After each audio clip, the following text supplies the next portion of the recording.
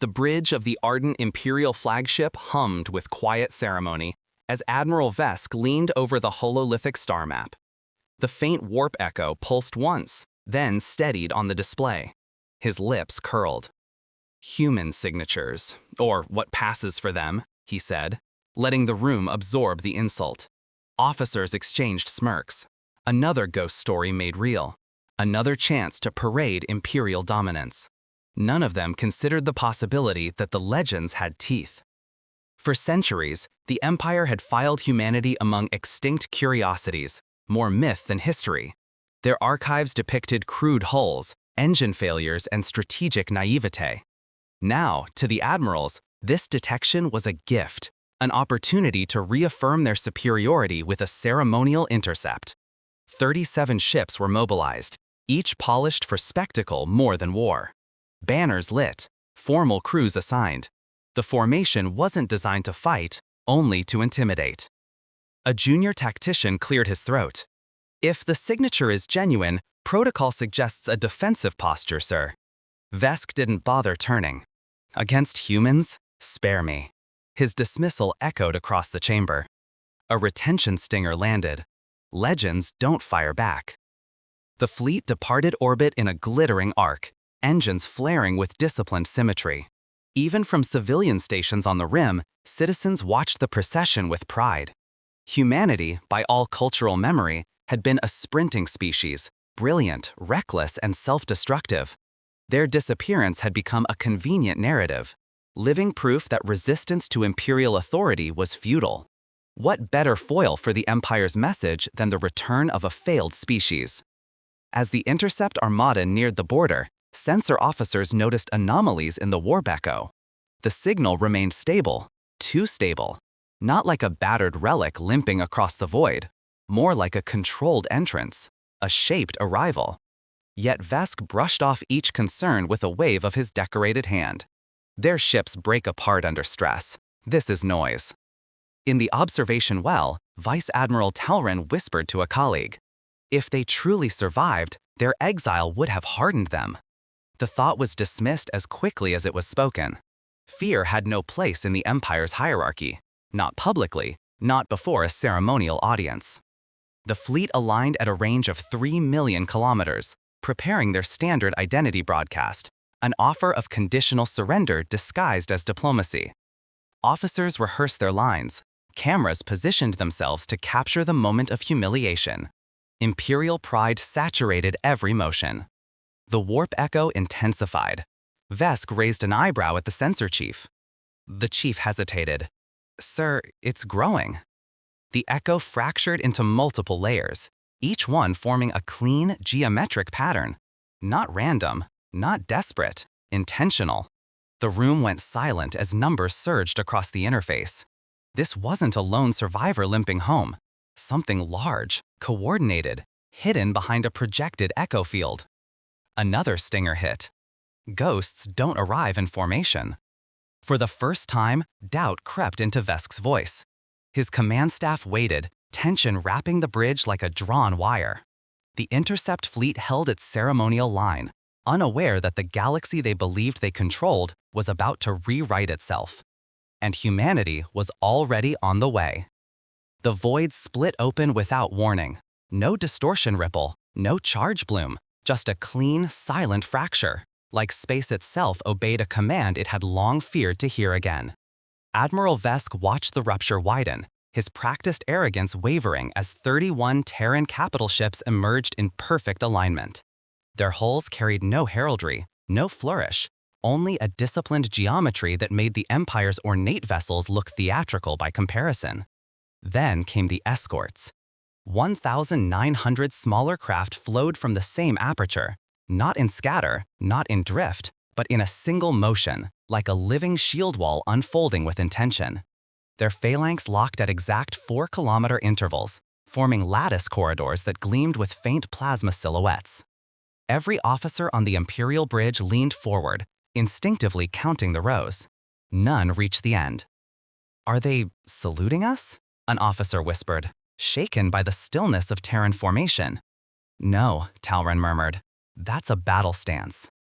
Imperial protocol demanded immediate broadcast. Vesk signaled it forward, his voice crisp. Unidentified fleet, transmit designation. Territory of the Ardent Empire is restricted. Surrender conditions available upon request. The message traveled. The Terran fleet did not respond. Instead, the central capital ship advanced precisely 11 kilometers. No drift, no tilt, anchoring itself as if the stars adjusted to accommodate it. A moment later, a single transmission flickered through on a tight beam channel, unadorned by threats or ornamentation. Ardent Empire, your blockade is unlawful. Withdraw. 8 words. Calm, surgical, delivered as if humanity had never been gone. A stinger cut the silence. We don't yield. Vesk forced a smile. So the ghosts learned to speak? He ordered an expanded scan. The readings appeared and immediately scrambled half the bridge's assumptions. Energy signatures without spikes, hull alloys without stress fractures, and thermal profiles impossibly low for ships of that mass. Terran engineering, long dismissed as legend, now hovered in front of them with unshakable confidence. Sir, a tactical officer said quietly, their formation, it's mathematically impossible for vessels of that displacement. No drift deviation at all. 0.0. Glitches, Vesk snapped, though doubt thinned the word. We maintain superiority. But the numbers told a different story. 31 capitals, 1,900 escorts, a fleet that shouldn't exist, one that had returned not to beg, but to judge. The Empire attempted diplomacy again, forcing authority into its tone. Human vessels, acknowledge our command structure. You are in violation of... Terran response arrived immediately. Violation noted. Authority rejected. No escalation, just clarity. Talrin inhaled sharply. They're not here to negotiate terms. They're here to draw a line. The escorts shifted their orientation by 2 degrees, a microscopic adjustment, but so synchronized it rippled through Imperial morale like a blade. Each movement hinted at readiness, capability, and restraint all at once. Not an ounce of aggression, not a flicker of panic, only discipline. Vesk felt the bridge tilt toward fear. Prepare firing sequence, he ordered, voice tight. The Terran fleet remained motionless, calm, waiting, sure of its stance. And in that poise, the Empire finally understood. Legends had returned, not as stories, but as a standard the galaxy had forgotten how to meet. The first shot was meant to end the conversation. A single Imperial lance, blue-white and sharpened by a century of doctrine, lashed across the void toward the Terran vanguard. Imperial crews braced for spectacle. Terran ships, by every archived claim, should have fractured under direct energy impact. The bridge of the Ardent flagship brightened with reflected light as the lance struck the lead Terran capital at a velocity meant to shear continents. It did nothing. The energy dispersed across a translucent shell, cascading in controlled waves before dissolving into silence. No alarm, no drift, no visible strain. The Terran ship didn't even adjust heading. Impact registered, the sensor chief whispered. Shields absorbed 92%. Vesk blanked. Impossible. And the rest? The chief swallowed. Redirected. 8% reflected into inert space. A stinger cut the silence. Your weapons don't matter. The Empire fired again. 3 lances this time, then 5, then volleys from across the formation. The void lit with the fury of accumulated arrogance. But Terran shields? Responded the same way every time. Calm absorption, controlled redirection, perfect balance. Each blast faded like rain on steel. Talrin studied the readings. No overheating, no shield decay. Their distribution matrix is adaptive. It learns impact patterns. Vesk snarled. Increase power, melt their barrier if you must. But the display told a harsher truth. Power spikes climbed, Imperial reactors strained, and Terran vessels, 31 capitals, 1,900 escorts, remained perfectly aligned, drifting only as much as they chose to, united by a discipline that ignored the Empire's fury. When the Empire's final barrage hit, the Terran fleet answered with a gesture so quiet it broke morale more effectively than any weapon. The lead capital ship rotated 2 degrees, allowing the next salvo to wash across its hull in a shimmering ripple. It wasn't a defensive maneuver, it was demonstration. Choice. "Sir," the sensor chief said, voice tight, "they're redirecting our energy signatures into a harmonic loop. If they scale it by even a factor of 2, our weapons will destabilize." Talaran exhaled. This is the first reversal. On the observation screens, Imperial fire wavered as if embarrassed. The Terran fleet finally transmitted a second message, crisp and unadorned. "Cease fire. You cannot breach our defense. We choose not to escalate." Not a threat, not a boast, a fact stated with surgical calm. Vesk's knuckles whitened around the command rail. They dare dictate. "They dare because they can," Talrin murmured. Imperial officers watched as Terran escorts shifted again, forming a shield lattice that covered a full 7,000 kilometers of approach vectors. The matrix glowed faintly, a geometric promise of impenetrability. Imperial fire dwindled as crews hesitated, not by order, but by instinct. Pride had launched the barrage. Reality ended it.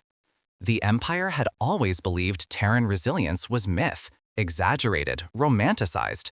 Now, the myth stood in front of them, absorbing calibrated destruction without flinching.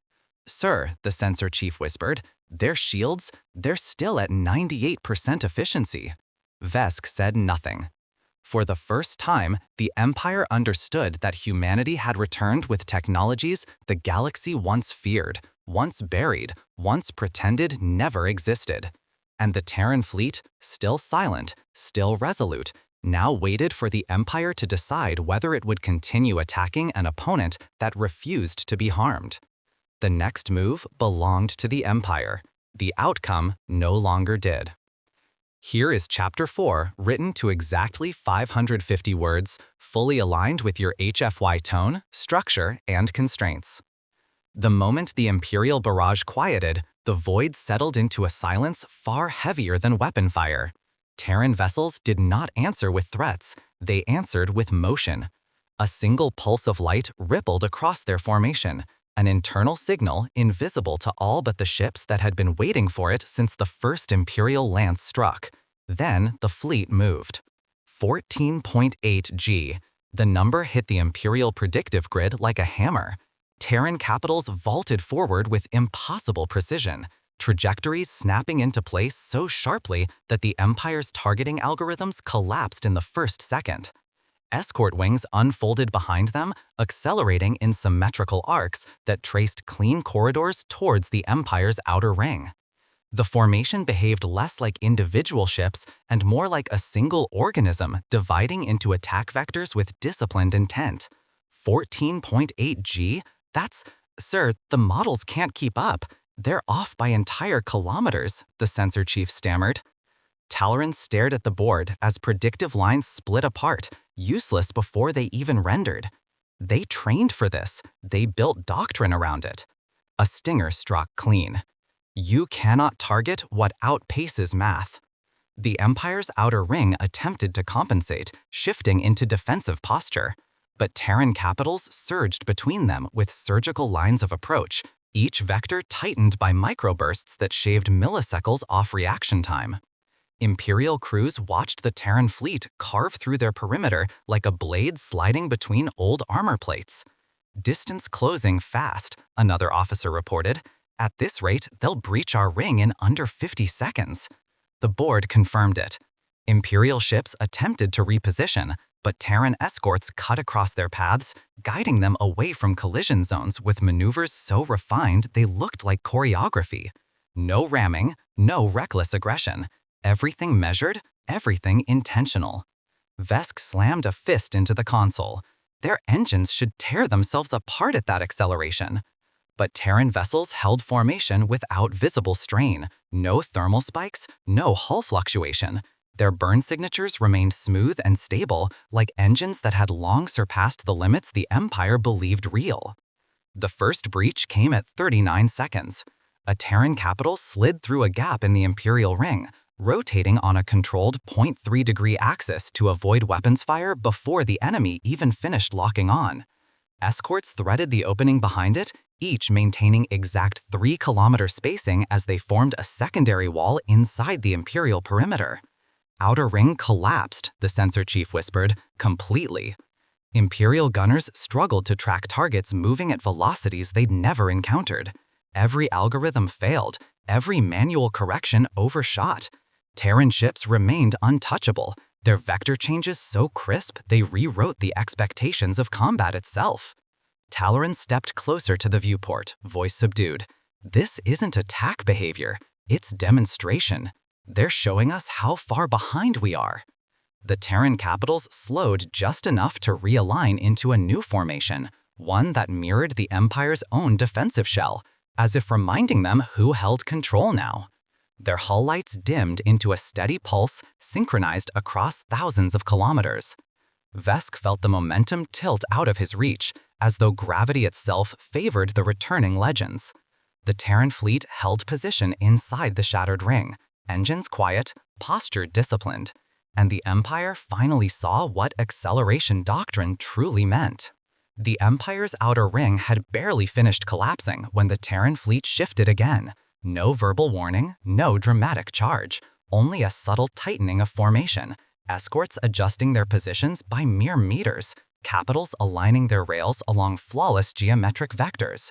The void felt heavy, as if waiting for something it already understood was inevitable. Then the firing cycle began. Every 0.6 seconds. The first volley was almost gentle. Thin kinetic lances streaked from Terran rails, traveling at velocities that split sensor horizons. They didn't detonate, they didn't scatter shrapnel. Each lance struck a precise node on an Imperial hull, engine flanges, targeting masts, power couplings, disabling function without breaching integrity. The targeted ship drifted, intact but inert, its lights dimming in quiet surrender. "Impact, minimal structural damage," the tactician murmured, shocked. "They're disabling us without killing us." The second volley came at 0.6 seconds, then the third, then the fourth. A stinger struck like a hammer. Precision is mercy. Rails across 31 capitals and 1,900 escorts synchronized into a storm of controlled impact. Imperial warships dropped out of formation in clean arcs, each one disabled by exactly 2 or 3 hits. No overkill, no stray shots, not a single civilian vessel touched. Terran doctrine moved with the discipline of a surgeon excising corruption cell by cell. "How many ships have we lost control of?" Vesk demanded. 67, the chief replied, all disabled, 0 hull breaches. 0, Talran whispered, unable to reconcile the contradiction. "At this scale? At this?" Cadence. The predictive board confirmed the impossible. Terran rails fired with a deviation margin below 0.002 degrees, adjusting in real time to enemy drift and shield fluctuation. Every Imperial ship struck had been neutralized with mathematical restraint. Volley 12, Volley 13, Volley 14, each separated by the same heartbeat rhythm, 0.6 seconds, until the sound became a truth of its own. Imperial formations dissolved into spirals of helpless motion as targeting arrays winked out and propulsion cores fell silent. Terran escorts darted between drifting hulks, ensuring stability, preventing collisions, guiding disabled ships into safe rotational paths. Even in domination, humanity displayed discipline, not cruelty. "Why aren't they finishing us?" an Imperial officer asked, his voice thin. "Because they don't need to," Telran replied. Volley 22. Volley 23. The rail storm slowed. Not from exhaustion, Terran systems showed no thermal spike, no strain, but because there were no hostile vectors left worth targeting. The Empire's front line had been dismantled, cleanly, each one of the 67 disabled vessels floating as quiet witnesses to Terran restraint. A single Terran transmission cut through the static. "Ardent Empire, your forces are neutralized. Evacuate wounded. Surrender terms will be humane." The word humane struck deeper than any rail. For a moment, no one on the Imperial Bridge spoke. Officers stared at the tactical map, once a proud lattice of Imperial blue, now overtaken by Terran gold. Yet almost every disabled ship remained whole, navigable, recoverable. Not a graveyard, a correction. Vask's hands trembled. They dismantled us, he whispered, and saved us.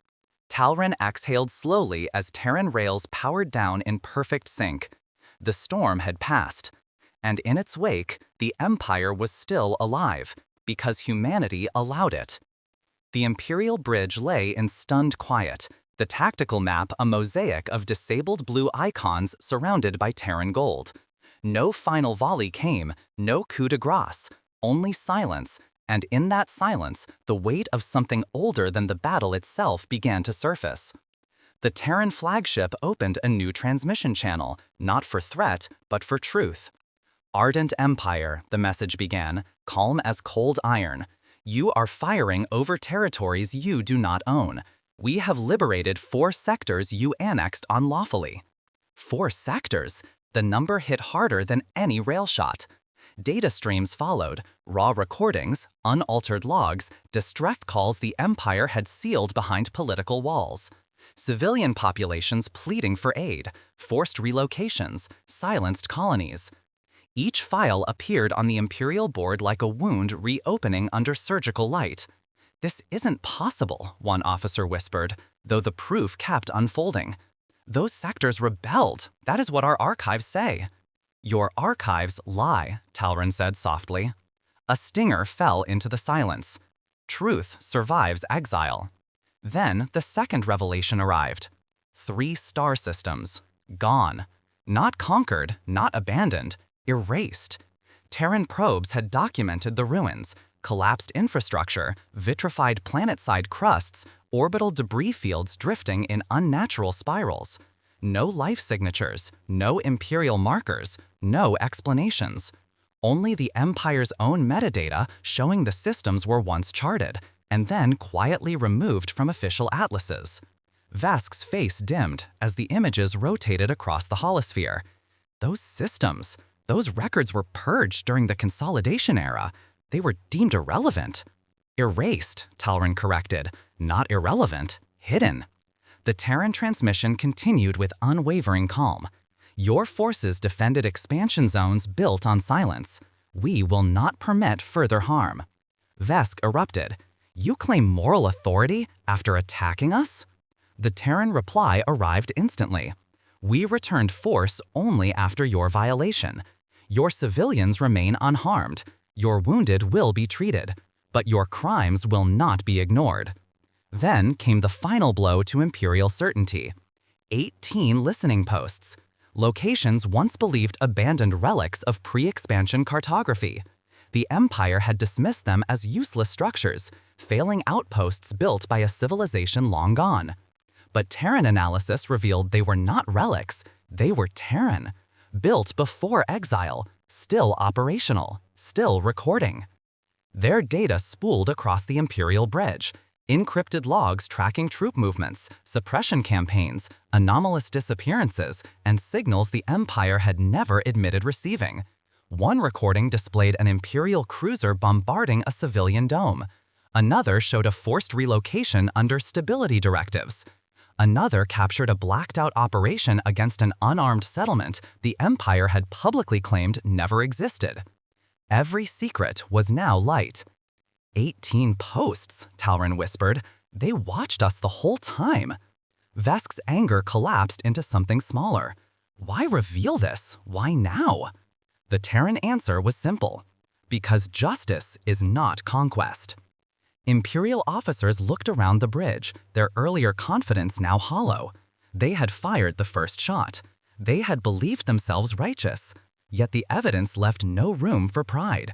4 sectors liberated from tyranny, 3 systems erased by policy, 18 posts holding the truth of it all. The Terran fleet held position, weapons silent, engines dim. They were not here to rule. They were here to correct. And as the Empire stared at its own buried sins, the nature of the conflict changed. not a battle for territory, but for truth itself. The Terran fleet did not advance. It simply opened its channels and let the truth speak.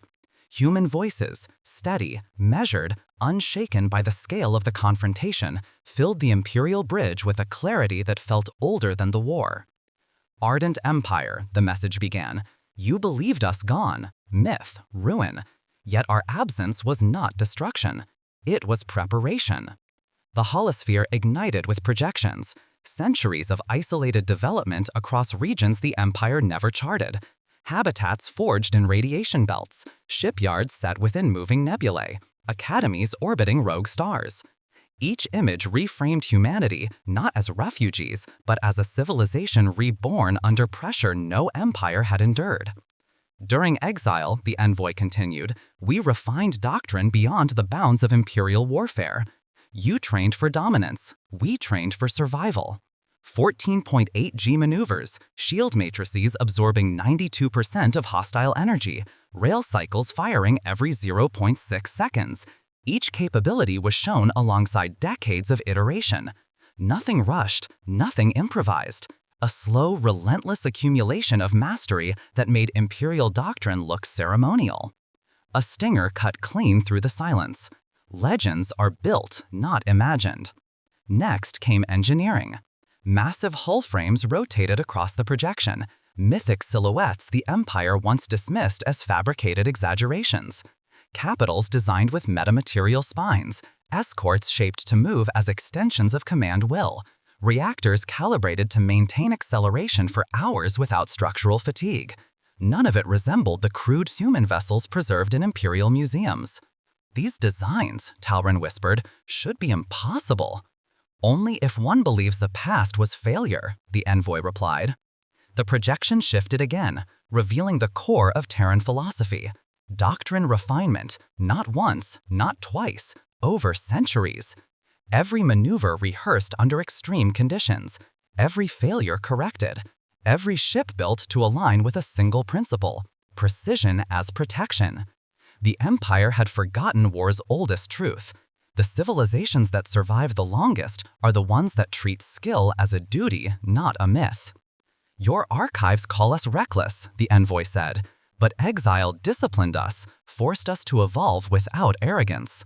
Another feed opened, training sequences filmed aboard Terran academies, cadets navigating blindfolded drift Corridors, pilots calculating microbursts in gravitational storms, engineers rebuilding shield matrices under live fire drills. Every scene radiated focus, not glory. Vesk felt the bridge shrinking around him. This scale of development, how did no one detect it? Because you never looked outward, came the calm reply. You looked inward, toward control. We looked into the dark. The envoy paused as a final projection materialized. A map of Terran settlement clusters, vast, decentralized, impossible for imperial cartography to detect. Nebular arcs, drift colonies, stations hidden in stellar debris. Humanity had not vanished. It had grown where no empire dared travel. You dismissed our silence as death, the envoy said. But silence is not surrender. Talron exhaled slowly. They never intended to return as subjects. Correct, the envoy answered. We returned as ourselves. The Terran fleet held its disciplined line, engines dimmed, weapons cold, posture unwavering. They did not look like conquerors. They looked like a civilization that had sharpened itself in solitude, waiting for the moment the galaxy would need the truth they carried. The Empire finally understood. Humanity had not come back to remember the past. They had come back prepared. The Empire's remaining fleets rallied across 3 border sectors, commanders scrambling to rebuild coherence from the wreckage of pride. Ships were pulled from patrol routes, defense grids were reactivated, and emergency battle groups formed in frantic clusters. But panic was a poor foundation for war. The Terran fleet advanced with a clarity that made resistance feel ceremonial, an echo of a doctrine long surpassed. Terran capitals shifted first, gliding into a trihelix formation that widened across thousands of kilometers. Their escorts mirrored every motion, weaving into protective lattices that shaped the battlefield before a single shot was fired. Imperial analysts watched the structure unfold, their models failing to anticipate even a fraction of the movement. Terran coordination wasn't reaction, it was orchestration. When they accelerated everywhere at once. 14.8 G bursts rippled through all three sectors, collapsing Imperial lines before they stabilized. Command decks flickered under the strain of trying to track targets moving faster than their systems could calculate. Imperial officers shouted contradictory vectors, but Terran ships didn't rely on pursuit. They relied on inevitability. A stinner cut the rising dread. Your formation is already broken. Terran escorts swept ahead, creating safe corridors around civilian habitats. Imperial citizens watched the scene unfold without feeling the tremor of a single kinetic impact. Terran doctrine, even at its most forceful, protected life with mathematical precision. Evacuation lanes stayed clear, power grids remained untouched, hospitals never lost oxygen flow. The Empire's fighters tried to counterattack, but Terran point defense arrays intercepted without killing. Each fighter was disabled with 3 microshots: engine, guidance, comms, leaving pilots alive, drifting and stunned by the gentleness of their defeat. Inside the flagship of Sector Command, Admiral Kess hardened her voice. Target to Terran capitals. If we break their spine. Her order died as the tactical display fractured. Terran capitals executed a synchronized arc, spiraling inward with surgical velocity. Their movements weren't aggressive, they were corrective. Any Imperial ship that drifted toward a civilian zone was gently redirected by a kinetic nudge. Any that attempted ramming was intercepted before momentum could build. Sector 2 is falling, a lieutenant reported. No casualties reported. Sector 3 as well, another added. Terrans are disabling weapons arrays before they charge. Kess stared at the impossible map. How long until full collapse? Minutes, the lieutenant said. 3 at most. The Empire had been preparing for a war of attrition. Humanity had prepared for a war of precision. The final breach was silent. Terran capitals spiraled into the command sphere, stopping at exact standoff ranges, neither threatening nor retreating. Their shields glowed faintly, forming a barrier that encircled every Imperial warship still operational. A single message arrived, calm as stone. Your sectors are secure. Civilians safe. Weapons disabled. Further resistance wastes lives. Kess lowered her gaze. Not because she feared death, but because she recognized mastery. The Terrans hadn't defeated their fleets. They had surpassed them. Across 3 sectors, Imperial warships drifted powerless, but intact. Not a single civilian habitat damaged, not a single life taken that humanity could prevent. The collapse of command was complete, not through destruction, but through a discipline the Empire had forgotten existed. Terran formations held their steady posture, engines dim, awaiting the next step. They had won without cruelty. And that was the victory the Empire understood least. Debris fields drifted in quiet arcs across the conquered sectors, but none of them carried bodies. Terran doctrine ensured that. Disabled Imperial ships now floated in stable rotational paths, their crews alive, breathing, and stunned by a truth the Empire had long forgotten. Strength did not require cruelty. Terran medevac craft were the first to move after the guns fell silent. They flowed like quiet ghosts through the broken formations, docking with disabled vessels and initiating triage protocols. Imperial officers braced for interrogation, punishment, humiliation, yet none came. Instead, Terran medics transferred wounded personnel onto clean decks, stabilizing fractures, sealing plasma burns, and restoring oxygen levels with calm professionalism. They're treating us as if we're allies, one Imperial lieutenant whispered as a Terran medic adjusted his oxygen mask. No, the medic replied gently, as if you're civilians caught in a command failure. A stinger landed with soft finality. Mercy is strength. On the Imperial flagship, Admiral Kess watched it all unfold with a heaviness deeper than defeat. Terran vessels were establishing aid routes faster than Imperial emergency systems. Supply crates marked with the Terran crest, a simple geometric sun, were already being distributed to stations that only an hour ago were considered battlegrounds. Why help us? Kess asked, the Terran envoy connected to her bridge via HoloLink. You dismantled our fleets. You could have taken everything. Human eyes met hers, steady and unwavering. We do not kill prisoners. We do not punish civilians for their rulers' decisions. Justice is not vengeance. Trials began next. Not spectacles, not executions, but hearings overseen jointly by Terran legal officers and representatives of the liberated 4 sectors. Evidence gathered from the 18 listening posts and suppressed archives flowed into the process. Some Imperial commanders were relieved of duty. Others formally apologized. Some chose to remain silent, knowing the weight of their past orders. Vesk, once booming with arrogance, now sat before a tribunal of survivors from the erased systems. Even he could not dismiss the truth displayed before him. Whole colonies vanished under directives he once called irrelevant corrections. When asked whether he had known, his answer was a whisper. I didn't want to. The tribunal recorded the words without anger. Terran justice sought clarity, not cruelty. In the political heart of the Empire, shock rippled through the governing council. Terran representatives did not demand territory. They demanded transparency, open archives, restoration of the 4 liberated sectors, independent review of military authority, civilian protections coded into law. The council resisted, only for hours. Citizens across the Empire had already seen Terran aid ships arrive in their sectors before Imperial. They had watched human engineers repair power grids and escort medical barges through debris fields. They had seen compassion wielded with the same precision as Terran railguns.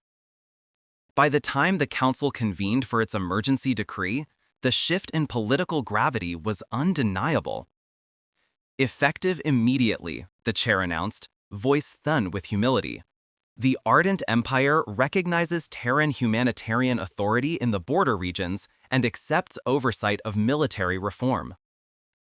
Terran fleets did not celebrate. They simply acknowledged the decision and continued stabilizing the sectors, their posture steady, their engines dim. The war was over. But the transformation had just begun. The last Imperial distress beacon fell silent as Terran engineers completed the stabilization sweep. 3 sectors glowed with restored power, supply routes flowed cleanly, and disabled fleets drifted in orderly patterns under Terran guidance. It was the calm after a storm humanity had ended without cruelty. Yet beneath that calm, something older stirred. On the Terran flagship, deep scan arrays pulsed once, an anomaly at the edge of mapped space. Then again, stronger. A single note rising out of a region the Empire had long classified as uninhabitable void. Terran officers exchanged glances as the waveform stabilized into a pattern older than recorded history. Origin? The scan chief asked. Beyond the Persid Gap, came the reply. Far beyond, past our exile routes, past Imperial charts. The envoy studied the signal, eyes narrowing. The pulse carried harmonic markers, identical to those recovered from 3 erased systems. Markers Terran listening posts had logged centuries ago, but never interpreted. Until now. A tremor cut the stillness. This is not a coincidence. The signal deepened, stretching across the spectrum. Not a cry for help. Not a weapon lock. Something else. Something deliberate, ancient, and aware. It wasn't contacting the Empire. It wasn't contacting the Terran fleet. It was acknowledging their return. Talrin, now aboard a Terran liaison craft for emergency coordination, stared at the projection. How long has that been dormant? Unknown, the Terran analyst said, but its reactivation aligns precisely with our acceleration bursts and Railstrom signatures. Our presence woke it. Or, another officer murmured, it was waiting. The envoy breathed out slowly. This predates the Empire. Vesk, brought aboard under tribunal authority, looked up at the projection with dawning horror. You're saying something existed before your exile that we never discovered? We didn't discover it either, the envoy replied. It discovered us. Data cascaded across the holosphere. Ancient drift scars, gravitational indentations too precise for natural formation, starfields subtly rearranged by forces no Terran or Imperial engine could replicate. Patterns emerged, repeating across the void, each pointing toward the anomaly's region. The erased systems, Telrin whispered. Were they warnings? Or tests, the envoy answered, voice controlled. Our ancestors recorded traces of this signal, but lacked the means to decode it. Exile forced us to build the tools we now use. The truth was always waiting behind the dark. The anomaly pulsed again, one long, rising tone, then silence. Terran processors measured the distance. 800 light-years, the scan chief said. At least, possibly farther. Any movement? The envoy asked. A pause, then a single nod. Yes, something is accelerating. Not toward the Empire. Not toward the liberated sectors. Toward the Terran fleet. Imperial officers felt the weight shift instantly. All their arrogance, all their failed assumptions, all their illusions of superiority collapsed under the revelation that neither Empire nor humanity was the center of the story. There's your real enemy, Vesk whispered. No, the envoy corrected. There is the real threat. Enemy is a choice made after understanding. Talrin inhaled deeply, looking at the Terran formation outside the viewport. Calm, disciplined, unshaken even now. Will you face it alone? The envoy gave the smallest nod. If we must. The signal pulsed one final time, an ancient summons echoing through the void. Humanity had returned, and something older had noticed.